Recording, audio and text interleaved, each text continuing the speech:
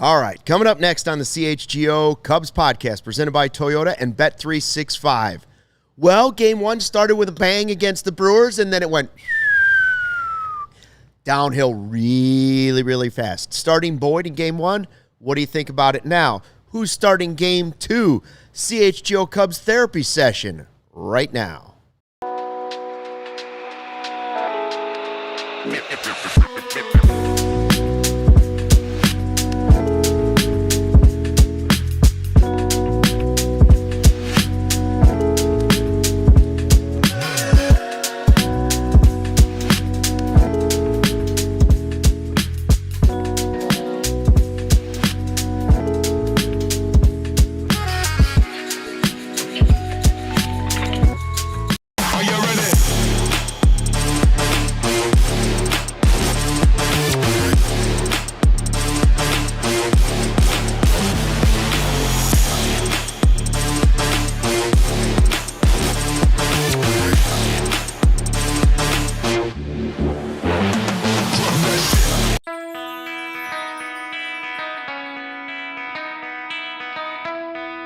Hey, Chicago, what do you say? It's the CHGO Cubs post-game show podcast driven by Toyota, Let's Go Places, and Bet365. Whatever the moment, it's never ordinary. Use code CHGO365 at sign-up. 9-3 Padres in Game 1 of the NLDS.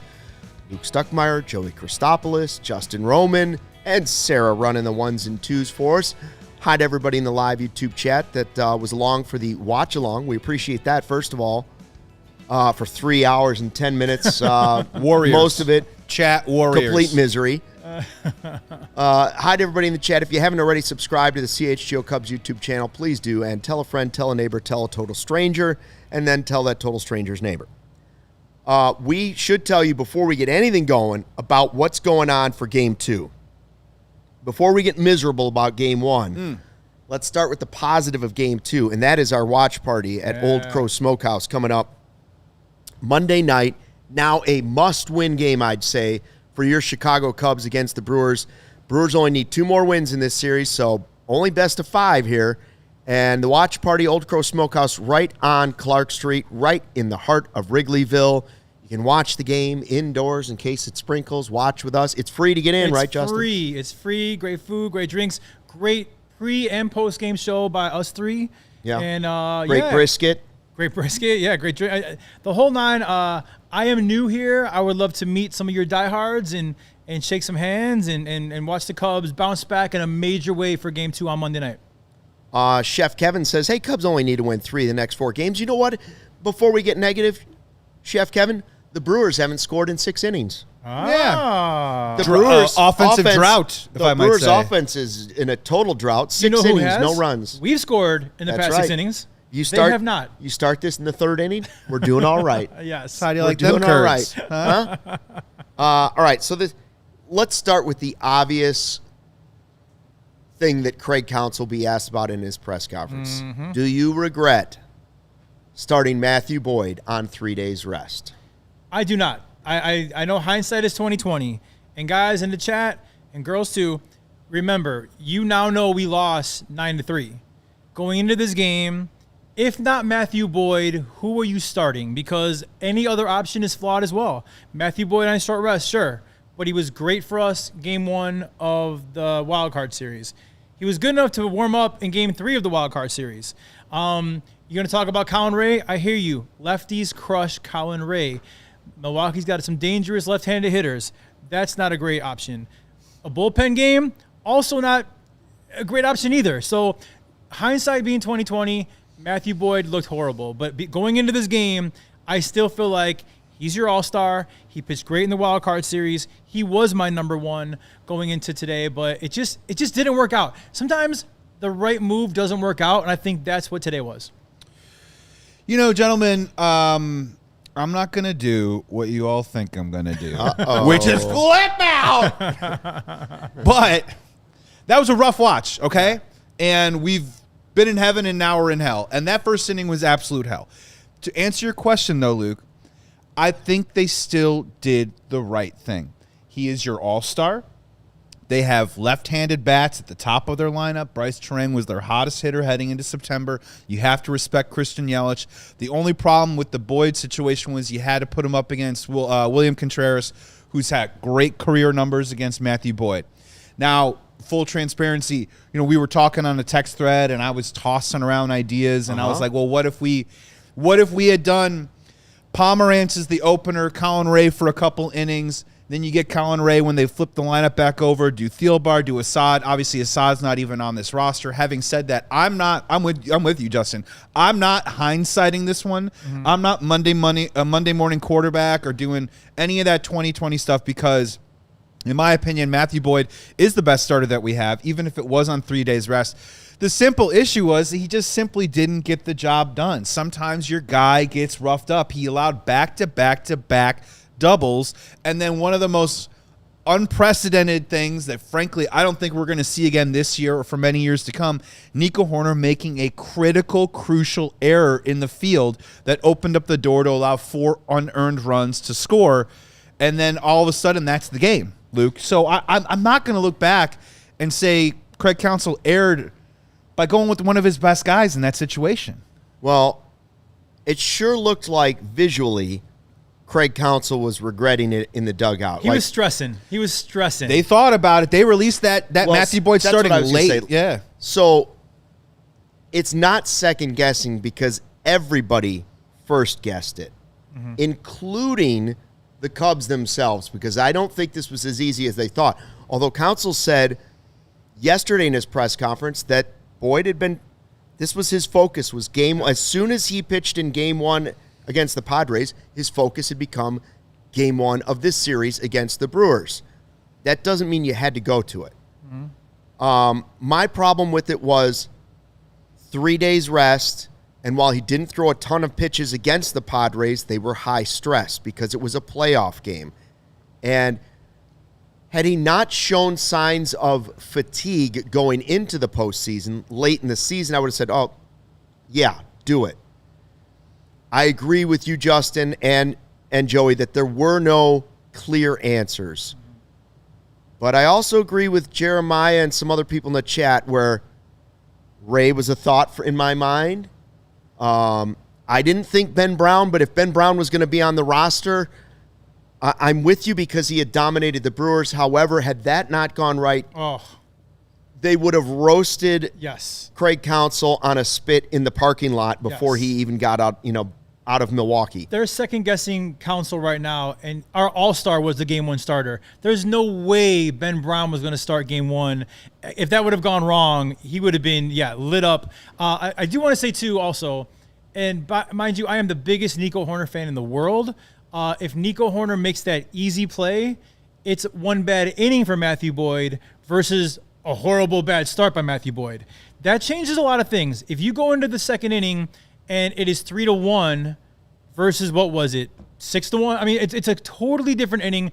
4 of those runs were unearned because of an uncharacteristic error by Nico Hoerner. So, listen, this game started as bad as it possibly could have started. But I'll tell you, like I tell all baseball fans, and even when I'm coaching in travel baseball, it's one loss. It could have been 18-1. It could have been 2-1. It counts as one loss only. You flush it and move on. I'm with Drive Secure 247, and this is what I said in our chat yesterday.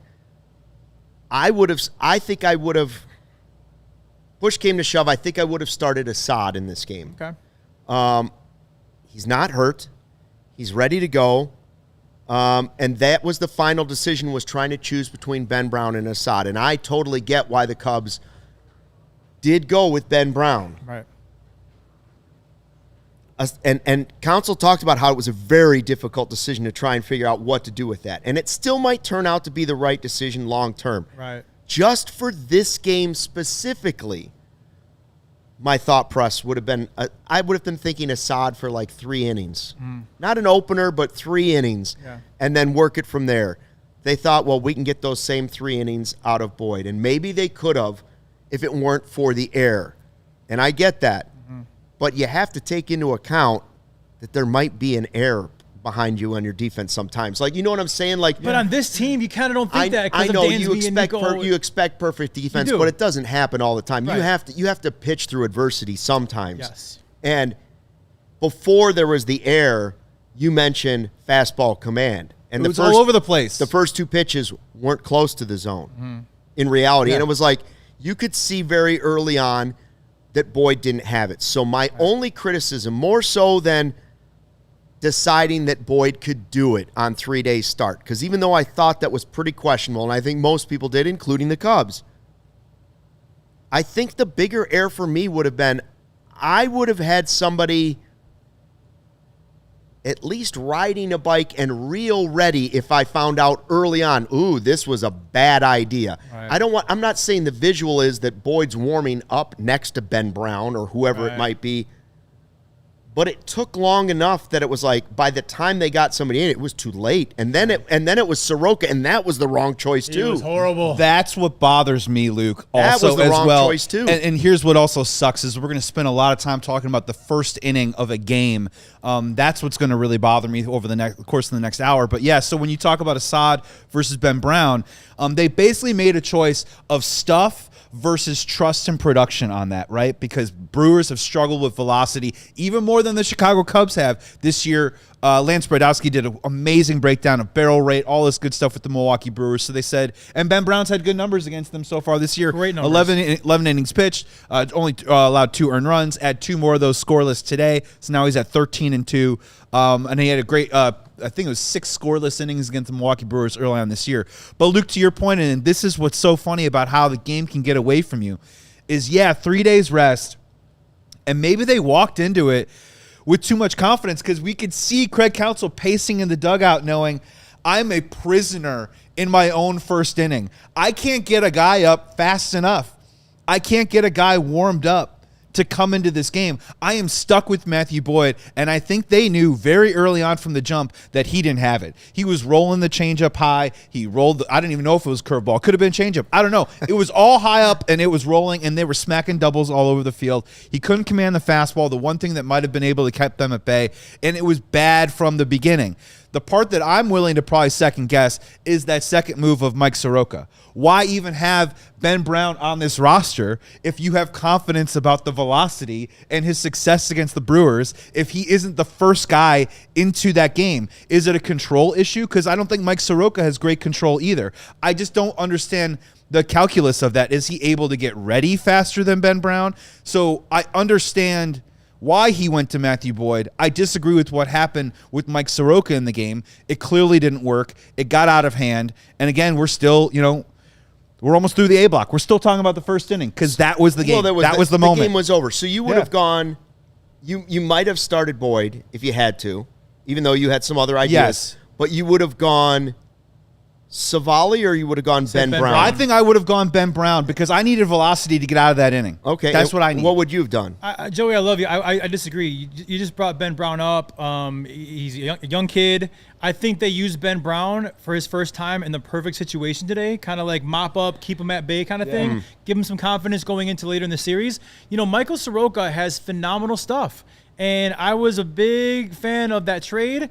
I thought he was going to be a bullpen piece for us in the postseason that would be very effective because he was last year. I was dead wrong. He looked horrible out there today. And again, it's another move that I don't disagree with happening. You were going to waste your good bullpen guys in that situation. You were going to bring in, Keller or Kittredge because they were unavailable. You kind of had to go to your B squad. It was Savali, Brown, or Soroka. Yeah, and so I think out of those 3 guys, I probably do go with Soroka. Again, it just didn't work. And you didn't go to somebody in the chat said I would have gone Ray and I would have gone Savali. Those would have been his 2 pitchers because former Brewers let him stick it to their former team, the former team factor thing. I think they didn't go Ray because they're still questioning if Ray should start game 2. I think they're still considering if Ray is their starter for game 2. Yeah. So that's why I think he would, because for me, after Boyd didn't do it, the real answer for me would have been Ray unless I was thinking about him for the next game as my starter. Yeah. Because he's not coming back on short rest now after you saw what happened with Boyd. That's my opinion. Right. We'll talk about that in the next segment. Like who's your number Who's your game 2 starter? Some people think Tyone. I don't know if this would have influenced that decision. So I'll ask you that as we go to chat. Who is your game 2 starter as the Cubs get ready to face the Brewers in Milwaukee on Monday when we are at Old Crow Smokehouse for a free watch party? Yeah. While we're at break, let us know in the live YouTube chat. But first, a word from our sponsors.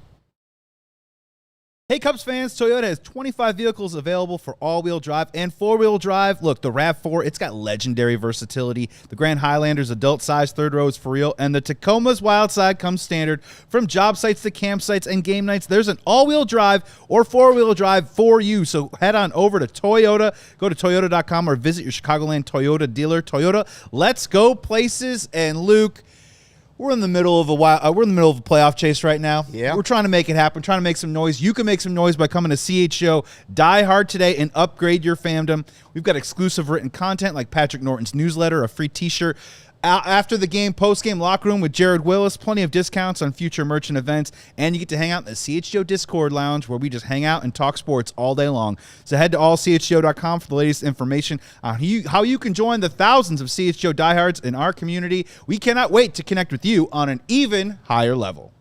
All right, let's be real for a second. The world has gone soft. Not again. And that's just fine when you're talking about a hot loaf of bread. We're not. Talking about colas. Everybody gets a trophy for just showing up. Everything needs to be bubble wrapped. Soda used to have some kick. Now it's about pretty colors and easy fizz. RC Cola is not a soft drink.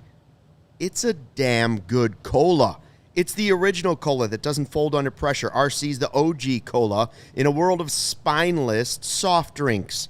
No trends, no gimmicks, no glow up. They haven't changed their stripes since 1905 because they didn't need to. Same bold, crisp flavor. It's always been. RC Cola tastes like a punch in the thirst. Do yourself a favor. Grab some RC at your local store. Me and my RC.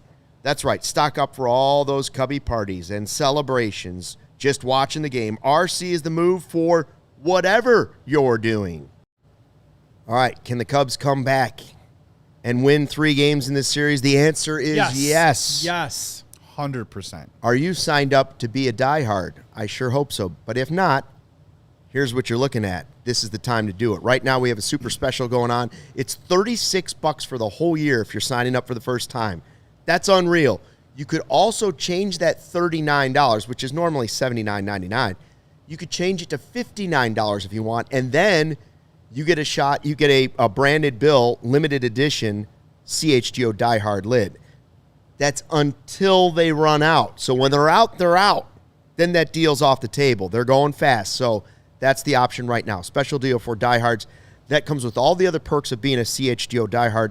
Access to our Discord lounge, all the written content, whether it's behind a paywall or not behind a paywall, discounts to merch, discounts to events throughout the season coming up.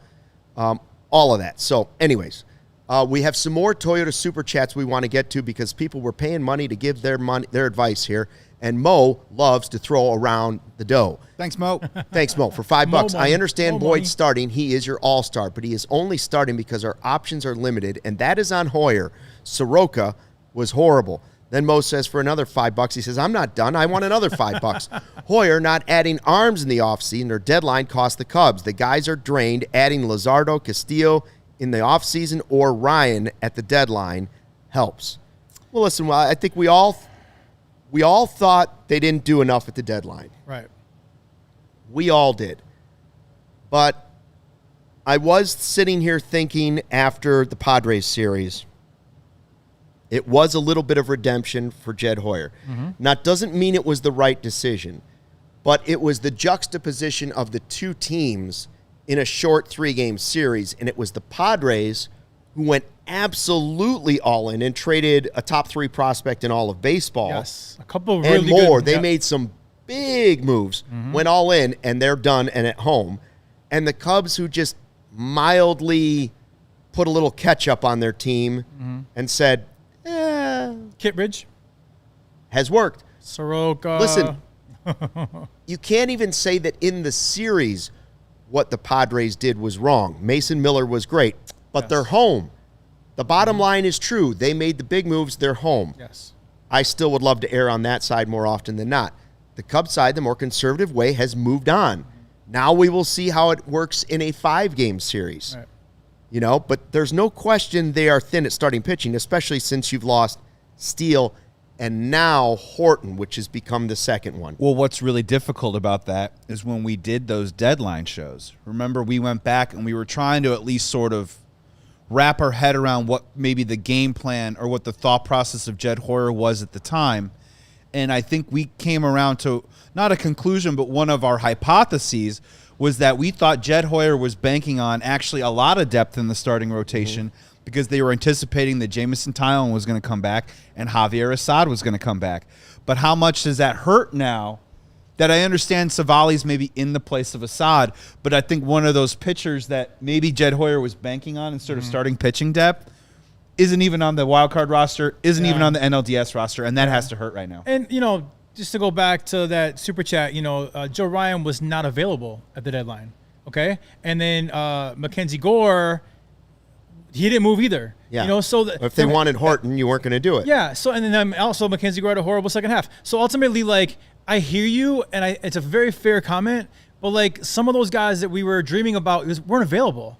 And this is who you have. And unfortunately now, you're right, we are thin, but Tyone did come back, looked really, really good. Cade Horton came like a star, like an ace. He went down with an injury. You know, it stinks, but this is the hand we've been dealt, and now we got to figure out who's starting game 2 and beyond. And the other frustrating part, just really quick, about Craig Counsell's decision to start Matthew Boyd was like literally yesterday when I was like, hey, we should use Drew Pomeranz as an opener. The only reason I was honestly really throwing it out there because I was just trying to think like Craig. Right. I really was. Yeah. Like we've seen it over and over again. He goes lefty, lefty and then the righties, lefty and the righties. And I just didn't think starting Boyd on 3 days rest worked into that metric analysis that they spend so much time and seem to pride themselves on. So I was like, well, clearly maybe they're going to try and do this carry me through game.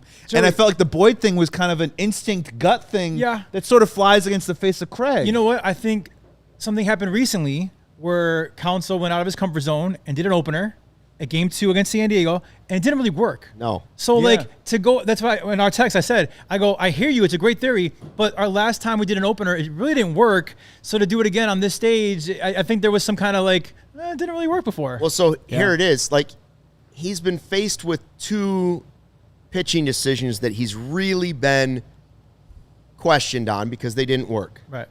The opener – and now this one by total necessity because they used everything they could to get by the Padres, which I appreciate.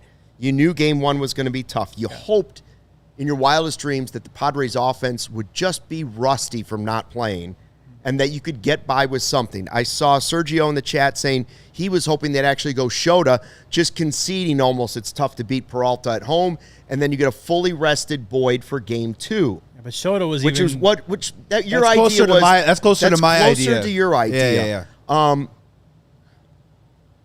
There just was no perfect answer. I think maybe starting Ray was the answer. That's in total hindsight, but we were first guessing it. It just didn't work. Right. And the air didn't help. So now, and we'll get to the other part of it, there wasn't enough offense with it anyways. No. Like, even if there wasn't the air and it wasn't as bad as 9 runs in the first 2 innings, the Cubs were sitting there with like 2 hits halfway through the game. Okay? So there wasn't enough offense to go with it against Peralta either. But looking back, we hit 3 home runs. We did hit 3 home runs. The frustrating part for me is that we hit 3 home runs and they were all solo. Go to the entire playoffs we had so far, we've hit 6 home runs and they're all solo home runs. So, our team has they've been known to have home runs, and they've done that in this playoffs. But you got to get on base because solo home runs are great. But you know what's better? 2-run bombs, 3-run bombs, grand slams. That changes the game in a second. So, today's offense, but 3 home runs, if you were to ask me, Cubs hit 3 home runs in game 1 of the NLDS, do they win? I say absolutely. Yeah, well, the Brewers scored 9 runs without hitting one because the pitching just wasn't up to snuff in this game. So now you're looking at game 2, and you're faced with almost a similar situation. The one difference would be that in game 2, and Counsell alluded to this before the series even started, in game 2, your bullpen's going to be much healthier. Yes. Now Brad Keller has recovered from throwing 2 innings. Yes. I don't know if he's recovered mentally from the 9th inning, but he's recovered. Right. Palencia should be ready to go. Right. All of the Pomerantz, all of the guys you want to really go to in the bullpen. The A team is ready. The A team's ready to shorten that game 2 for you. And then you're going to get another off day, which allows you to manage that bullpen differently. Yes. So we know a lot of guys in the bullpen can throw in game 2. Who's your starter? And here are the options. Shota on 4 days rest. Tyone on 3 days rest. Or Colin Ray, who's only thrown some bullpen work in that series against the Padres. I would think those are the 3 options, right? Yeah. I don't think the Cubs have decided. And Counsell was asked before the series again. He said, well, the off day gives us time to really kind of reevaluate that a little bit before we make that decision, see where we are after game 1. And I wonder if that now includes, how did that work, the 3 days rest with Boyd? Now, that said, Tyone is not Boyd. Mm-hmm. Boy, you're going to look bad if you do it twice and get blasted. Right. Like, if you do Tyone on 3 days rest and it goes the same way, the guy that left Milwaukee for $8 million a year is going to get roasted. But Tyone has looked great his past 8 starts. Tyone has looked great, and he is fresher than Boyd. Because of some injuries, he's just fresher. He's always been more of an innings eater. Yeah. Anyways, but do you really need the innings eater in game 2? Because the bullpen's more ready. Right. Could you try the Shota thing? I would just say Shota's been kind of inconsistent. Right. He's not been good. I mean, he was good in this last turn. He kept us in the game, but Shota Imanaga, compared to the Shota Imanaga expectations that we've come to have for him as a Chicago Cub, let's be honest, it just hasn't been up to snuff. It just hasn't been there. Having said that, though, if it is my game 2 starter, I am starting Shota Imanaga, and I'm having Colin Ray warm up right next to him. That's what I think the answer right is. next to him. Because real quick, here's the thing is we don't know what's going on with Jackson Chourio, right? We don't know. Let's just say he doesn't play game 2 and hypothesize that out. I'm willing to hope for that. You're moving but you're moving Terang up in the lineup. Yeah. You're moving Yelich up in the lineup, and you're moving Frelick up in the lineup. Those are 3 lefties right there. Yeah. Right. You want Shota to probably face those guys and cross your fingers and close your eyes with William Contreras.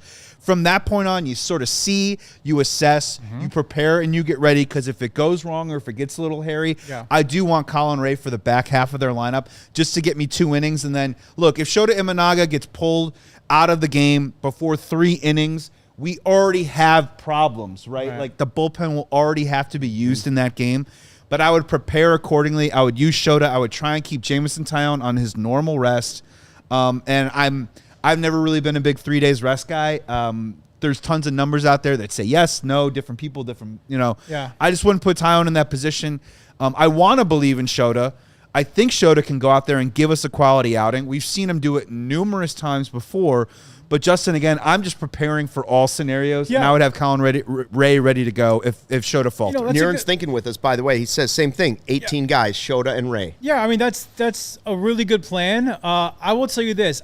For my money, Monday night is do or die. It's game 2, and the goal of any road team in a 5-game series, 7-game series at that too, is to steal one of the road games. So we clearly did not steal tonight, but we have the opportunity to steal Monday's game and then come home and again, we would then steal home field advantage. So, the goal again is to take one of these 2 games, and so Monday becomes crucial for us. So whatever they do, if it's Shota and Ray, if it's an opener, if it's Jamon short rest, I mean, you gotta be all in, because you cannot be down 0-2 and come back home to Wrigley and expect to win 3 games in a row. So Monday is for me the season.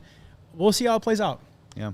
Boy, it's tough not to go Shota, because that's the guy you've been riding with for 2 years. He's been great, too. He's been great. He has been great. He hasn't been perfect. Niren says Shota can come up big in a big spot. That's true. I want to believe that. And I see other people in the chat wanting to flip what we're talking about.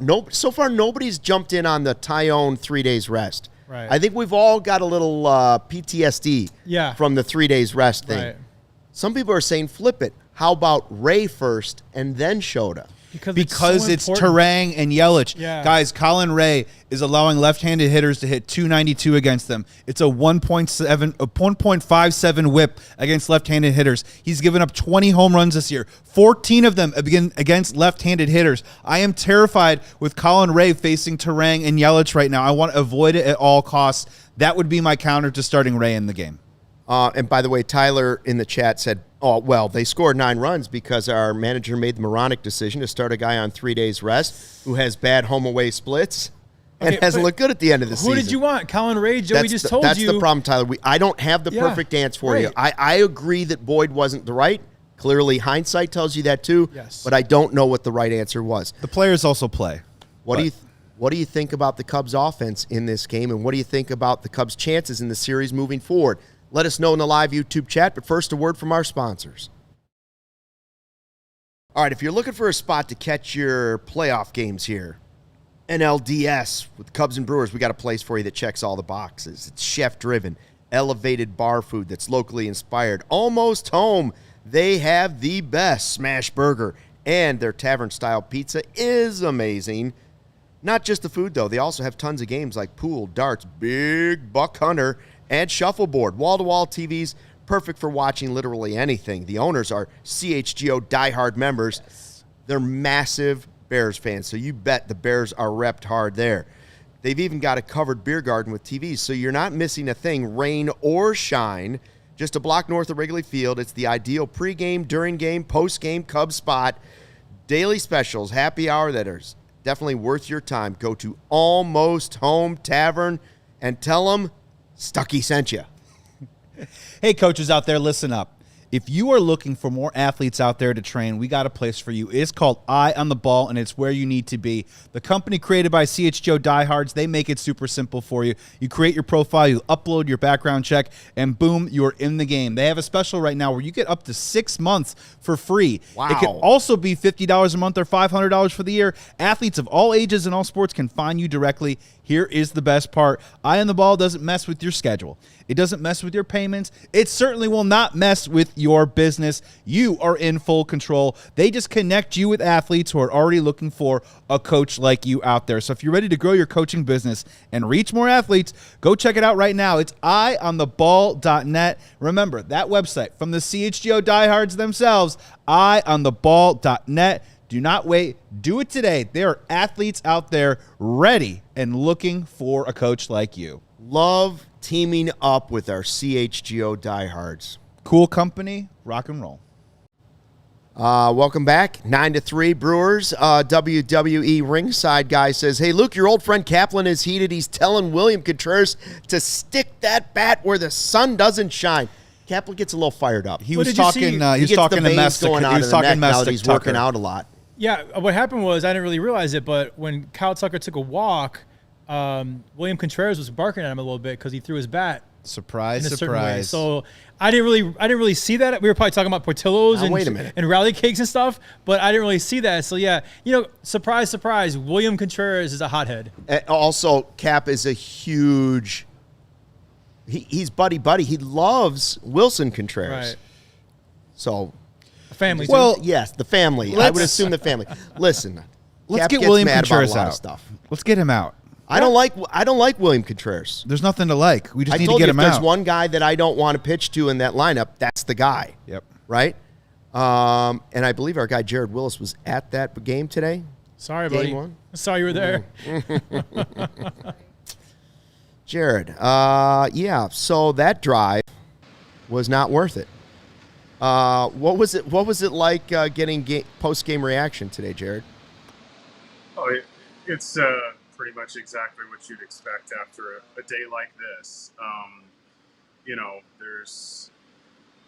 It's one of those days where I think because it became evident so quickly how this one was going to turn out, the game very much had a feeling, even in the press box as it was going, of just like, all right, let's just turn the page to game 2 because it was pretty clear where this was going. And that was kind of the mindset, I think, a lot of the guys in the clubhouse, just feeling like this one got away from them quickly, and now it's about, thinking about Monday.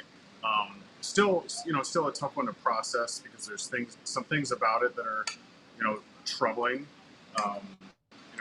You certainly don't expect to see Boyd come out and be as hittable as he was just right out of the gate like that. And then, of course, the Nico Hoerner error in the first inning. That's such an uncharacteristic thing to see that it always catches your attention, almost in a way that's kind of unfair to Hoerner, because he's human. He's going to make mistakes, but does it so rarely that when he does do it, it feels like, oh, that's the story of the game right there, when in reality it has a lot more to do with, Boyd was catching way too much of the plate right there in the first inning, and the Brewers clearly had a game plan, and they jumped all over it. Jared, we have a lot of rally cake here in the studio, so we're having a hard time us turning the page because we got frosting on our fingers here. We've been stuck on just Craig Counsell's decision to go with Boyd on 3 days rest and then also go to Soroka first out of the pen. Any more insight and clarity into the thought process of the formula that went into obviously not only just making the decision to start Boyd on 3 days, but then bringing Soroka in as the first guy, as the fireman, if you will, in that situation? Well, yeah, I think first when it comes to Boyd, Counsell talked before the game about Boyd's readiness. He said that there was no reason for them to think that Boyd wasn't ready. I think some of that had to do with his outing on Tuesday in Game 1 of the Wild Card Series was a shorter one. He didn't throw as many pitches as he normally might. And Counsell said, hey, had he gone 90 pitches on Tuesday, he wouldn't be starting today. So he did tell us that it had at least something to do with the fact that Boyd didn't go as deep into that game as you typically would expect. So that was a factor. But I think also one of the unspoken factors with Boyd starting today was there weren't exactly a ton of other options. Realistically, if you're not starting Matt Boyd, there's a couple of other possibilities, but none of those are necessarily going to be a whole lot better. This is in part just the reality of he was the best option that they had. As for Soroka, to be honest, I think just the way that inning was trending, it felt a little bit like, hey, let's bring a right-handed power arm out there. Maybe he can really shut this down, get some strikeouts, because the Brewers are not a team. They don't chase very much. And so you got to hit the zone, but you got to hit the zone with some velocity, some power. And Soroka, he's somebody who, coming back from the shoulder injury, has been hitting mid to upper 90s pretty consistently. So there was a chance that would work, but also if it doesn't work, which is what turned out to happen, you're not burning one of your more high leverage types of arms and giving those guys another day off, because Counsell told us before the game today that his options pitching wise were a little bit limited because of what they had to do to get through the wild card series. So he didn't name any names, but there were definitely some guys in the bullpen that were not available today. So I think that also has a lot to do with why it was Soroka that came in first. Jared, we were watching the game without audio because we can't, so we're watching it visually. Busch hits that leadoff home run. Looks like the crowd's going crazy. I had seen on Twitter there's some fights going on in the stands. How many Cub fans would you estimate were there? And I know we didn't have a lot to cheer for, but in that first inning, what did you hear in the audio of our Cub fandom? Yeah, the Cubs fans were definitely well represented here. There's no question about that. I think with the yellow towels that the Brewers passed out, it kind of made the crowd look a little more Milwaukee heavy than perhaps it was.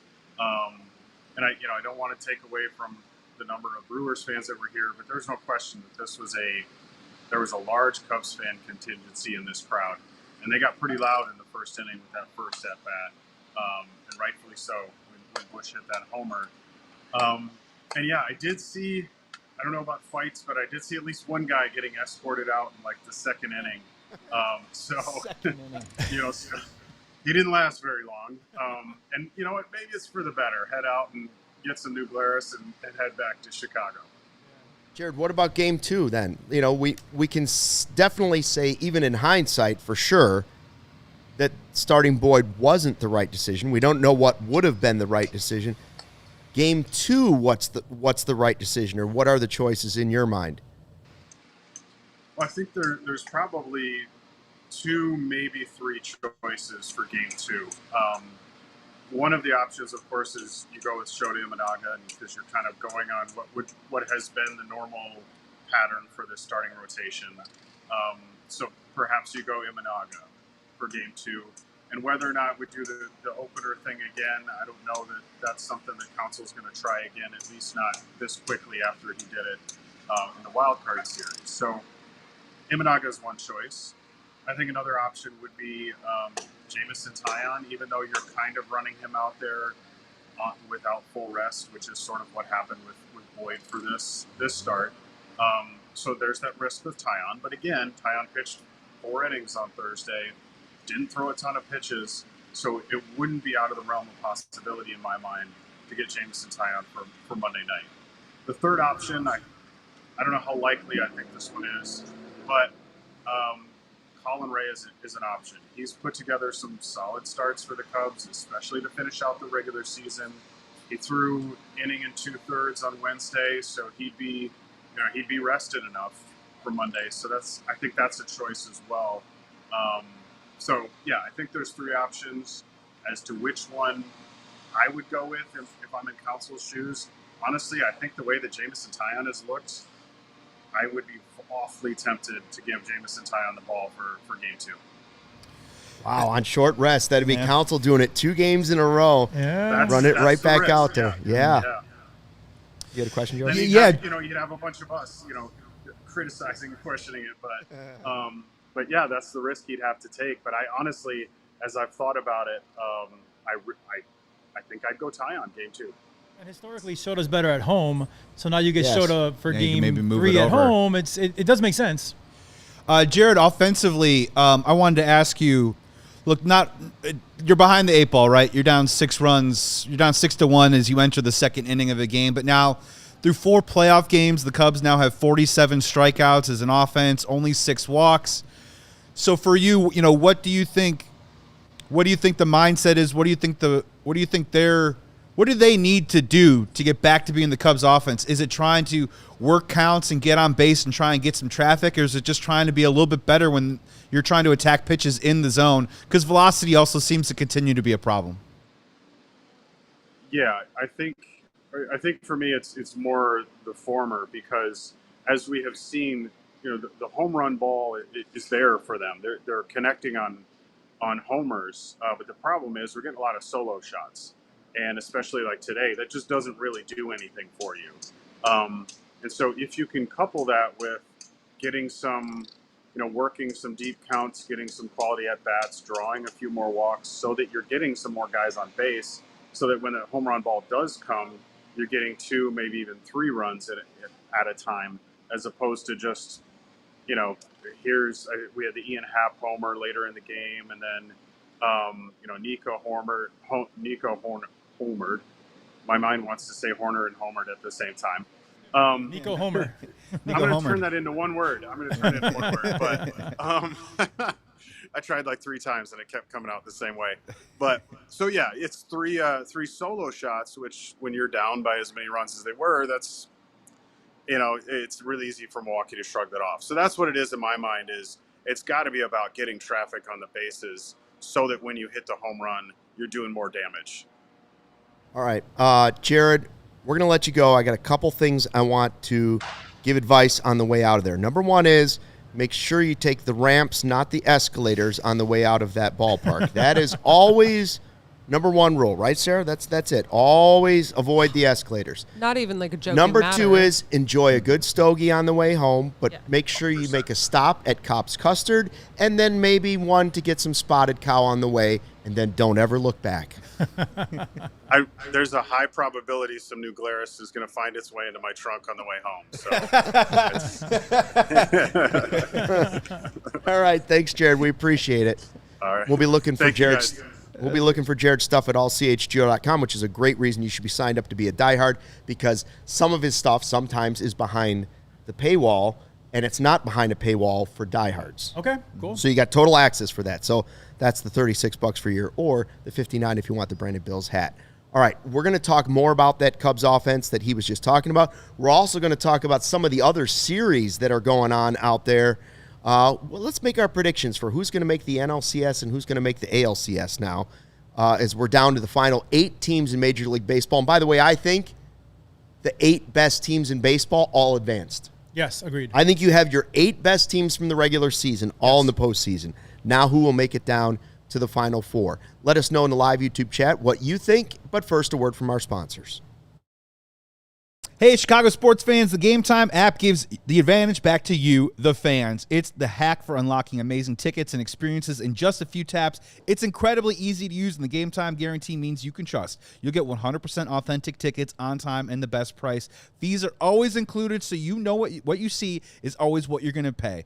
Exclusive discounts like the zone deals. You can choose a section. Game Time selects the seat. You can also save. Easy to find tickets for any venue, concert, sports, Bears, Cubs, whatever it is. So snag the new ticket deals before anyone finds out by following your favorite teams in the Game Time app and receive alerts. You could also get Game Time coverage. Your purchase is covered with the most flexible customer service out there. So take out all the guesswork. Head on over to the Game Time app, download it, create an account, and use code CHGO. You'll get $20 off your first purchase. Terms apply. Again, create an account and redeem code CHGO for $20 off. Tap, ticket, go. Download the Game Time app today. You know that moment, the one where you realize you left your favorite sunglasses at the beach or on the roof of the car or in the hands of your kids? I've been there, trust me, and it's not fun. But then I found Shady Rays, and it changed the game. These are sunglasses made for real life, seriously good, polarized, durable, and not stupid expensive. Here's the wild part. If you lose or break them, even on day one, Shady Rays is going to send you a brand new pair. No guilt trip, just replacements. So now I wear my sunglasses without fear on hikes, at concerts, on the boat, golfing, and even for playoff baseball, baby. I love them. Shady Rays Eyewear has your back. We're teamed up with Shady Rays to bring you an exclusive offer. Head to shadyrays.com and use the code CHGO for 35% off those polarized sunglasses. Try for yourself the shades that have been rated 5 stars by more than 300,000 people. All right, welcome back. 9-3, a disaster of a game in Game 1. We get the Michael Busch leadoff home run, and we're all riding high. As Joey said, we were in heaven, and then we were in hell. There we were. Very quickly. 9 runs Quick in trip. 2 innings for the Brewers. The good news is they haven't scored the last 6 innings. You want to know the other good news is Portillo's came through today for some therapy cake. Yes. That is what we got. And also Rally cake became therapy cake today. shout out Portillo's Catering. They gave us some Italian beefs. They gave, what else do they get? Onion rings. the onion rings were Oh, the Delicious onion rings. onion rings. And then obviously we also got cake as well, as we always do. A lot of people So that was like different great. beefs around Chicago. I will take Portillo's 100 out of a 100. Portillo, And- have you had their ribs before? Ribs Portillo's are great. Are phenomenal. Great ribs. Okay. I And digress. another quick I have shout out. chopped salad, Chop too. salad. I'm not a Chopped salad guy, but the salad. chopped salad And is some good. say spicy chickens. I know we're really eating good a lot too of as cake. well. We need some salad. Yeah. Quick shout out to Joey's dog was here today. Yes. And he had He's his at little my- outfit. He's at my feet right now. Right. Oh, is he? Oh, yeah, Yeah, he's yeah, over He's looking there. totally defeated So right if now. anybody sees a Vito's dog down there walking just around. looking like Oh, you don't think he's seen a couple Bears losses in his Vito lifetime? looks like he just watched another Bears game. Well, it was crazy. During the second inning, he walked over here because you guys were just, the vibe was quiet, sad, Yeah, and he he was came like over comfort here. dog. He and knows. It totally was like a therapy dog thing. Comfort therapy Yeah. dog. Oh, he's a Chicago 'Cause sports dog. It sucked. It really did, But I'll say it again, guys. We have a chance to win on Monday and make it a brand new series because you steal home field advantage with a win on Monday, and then you come back to Wrigley for 2 in a row.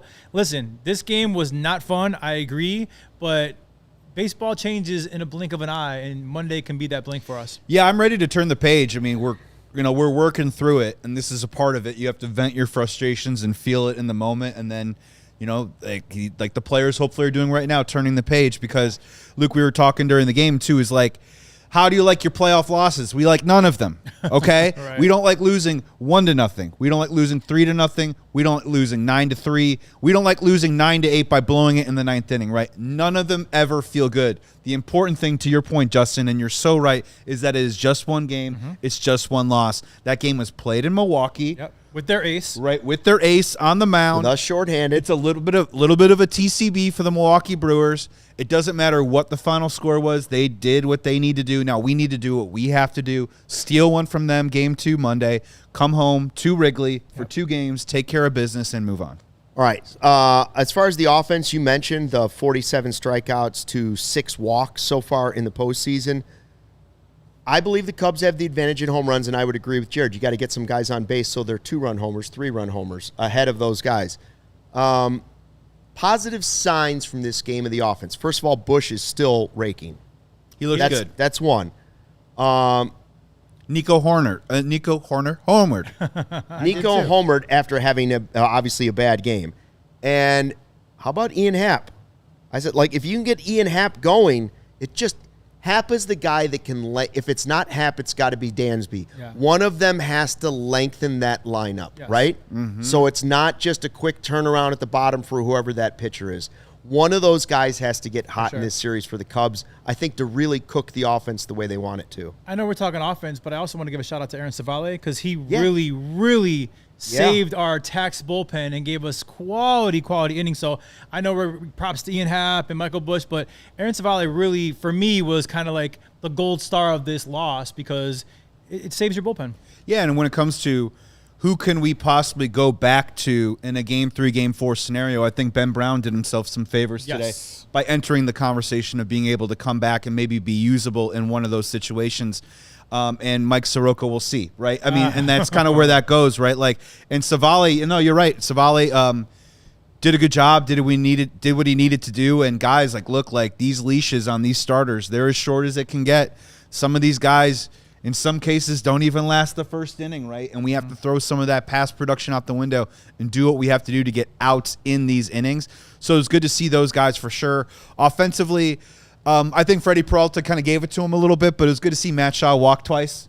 You know what I mean? For a young rookie to at least get on base and understand. I think he walked on 4 straight pitches the first time up, so it wasn't very competitive.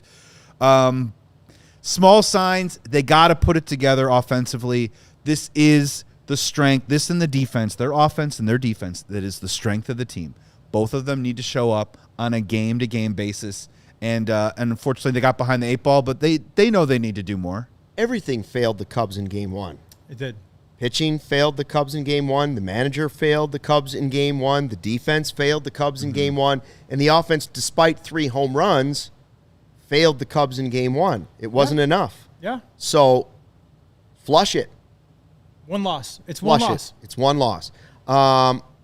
We still had our predictions. Cubs in 4. Yeah, Cubs. And honestly, I stay. It'd be easy for me to change the old Cubs in 5, but I still say Cubs in 4. Oh, I do too. Listen, I saw a tweet that I believe your boy Brandon put Brendan out. Miller in 2015. Well, he had a couple. Yeah. In 2015, after winning 97 games, Jake Arrieta's complete game shutout in Pittsburgh's wild card game, but then the Cubs lost 4-0 to the Cardinals in Game 1 of the NLDS. Okay, so I have a different one. Right. Your boy put out. Then they went on to score 6 runs, 8 runs, and 6 runs, and pushed the Cardinals away. Dansby Swanson lost to the Milwaukee Brewers in 2021, Game 1, and then the Atlanta Braves went on to win the next 3 games. Same way. So Dansby's got a little of this experience here, So I still think Cubs in 4.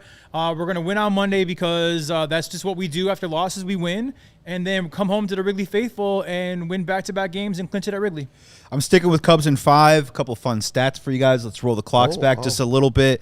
On We're what not was doing it? that yet, are we? We're not falling back on the No.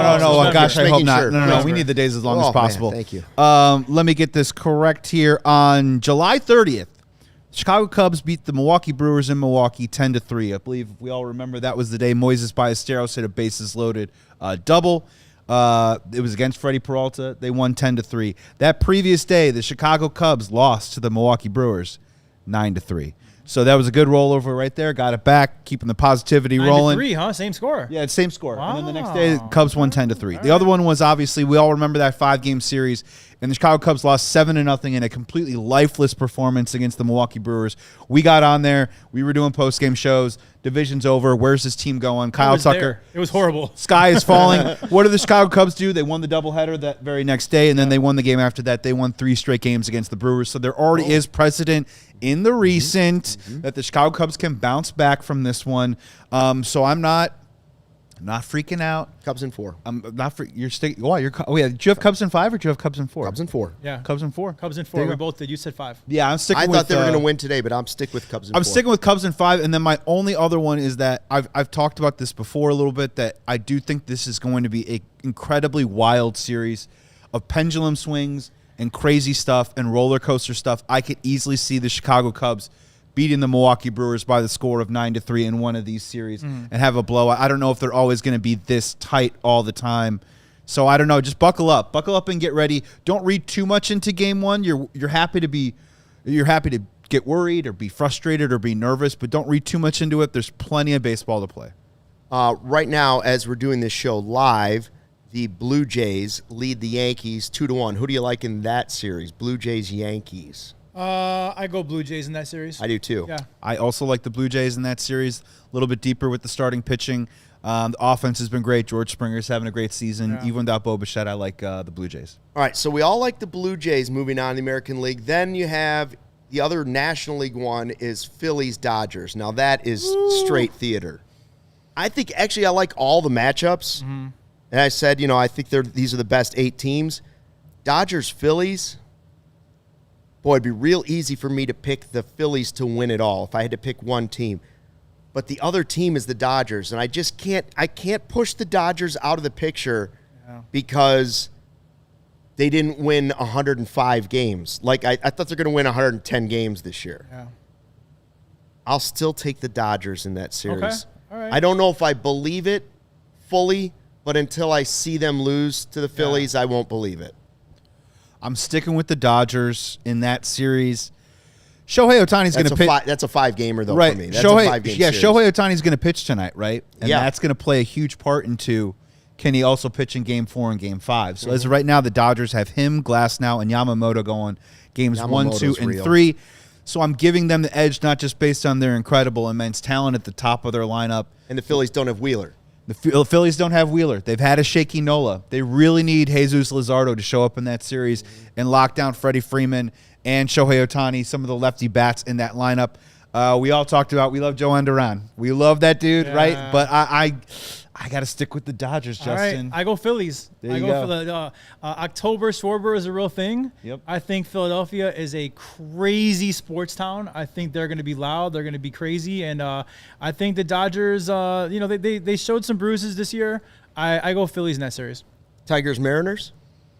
Stick at Mariners. So we all They've said Blue Jays. yeah. So you say Blue Jays, Mariners? Mariners were my dark horse to win the pennant a while ago. I'm sticking with them. I'm riding with them. I like them in that series. I want Detroit and Chicago to play in the World Series. Ooh, That was the early season. that was I said middle that of the months season ago, looked- and I'm still saying it today. That would be my perfect World Series. Okay. Yeah, a little Javi. Yeah, I would love that series. It'd be Yeah, great. I mean, to be honest, that's just the Mariners-Detroit series is the one I care least about. But I will go Detroit, and I love Javi Baez, and let's get him a little bit more October shine. Yeah, like did the Tigers get through their brutal stretch, survive it, and then rally now Yes. to take Full off head of again? steam. Or the Mariners, who look built for the postseason Yeah. and have all kinds of power. All kinds of power. I'll go Tigers, too. All right. I think the Mariners might be a better team at this point in the season, Yeah, but maybe the Tigers have flipped that switch Right. back. because they were great for a while. Yeah. They got Scooble. And they still got Scooble in a game. So we'll see how they all unfold. And I'm still saying Cubs in 4. Cubs in 4. Yeah, Did I say same. Cubs in 4? 4. Cubs The in next 4. 3. We got the next 3. Book it. The next one is the critical one. Yeah. This is where we're at. Game 2 on Monday. Old Crow Smokehouse. The address is 3506 North Clark. Right there in Wrigleyville. Great barbecue. The brisket's good. Drinks are great. The drinks are great. The people are burgers nice 'cause we'll be there. The burgers are good. The live pregame and the live postgame show are stellar because it's us.